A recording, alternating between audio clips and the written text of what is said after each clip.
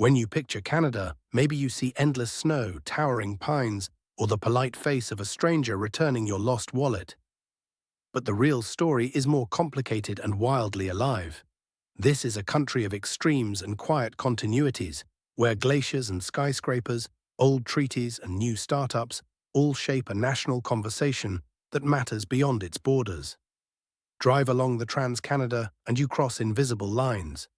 Boreal forests that sing with loons give way to glass and steel downtowns. Coastal fog presses on fishing villages, and the Arctic opens into tundra where the sky feels closer. Canada is the world's second-largest country by land, with roughly one-fifth of the planet's freshwater and the longest coastline on Earth. Facts that explain why geography is destiny here. Geographers point out that those same distances make delivering services and building connection a persistent political and logistical challenge. Ask a Canadian about identity, and you'll hear both English and French, but also dozens of other tongues. Since the official adoption of multiculturalism in the 1970s, cities like Toronto and Vancouver have become global mosaics.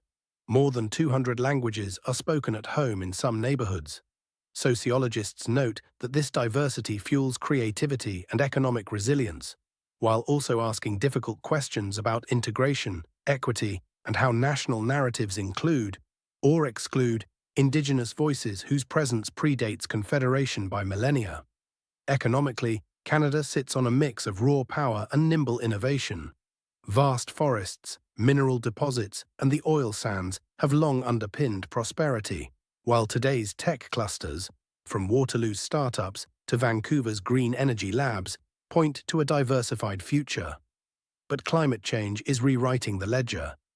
Melting permafrost, shifting fisheries, and a warming Arctic are immediate realities that force choices about resource development, conservation, and Indigenous stewardship.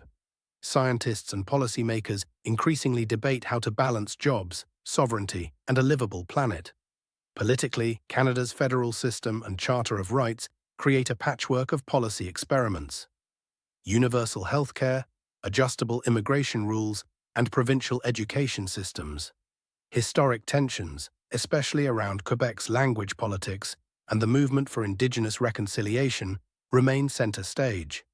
Legal scholars emphasize that how Canada responds now to issues like housing affordability, reconciliation, and Arctic security will shape its social compact for decades. In the end, Canada reads less like a single portrait and more like an ongoing conversation between land, people, and future obligations. It's a place of surprising contradictions and careful hope.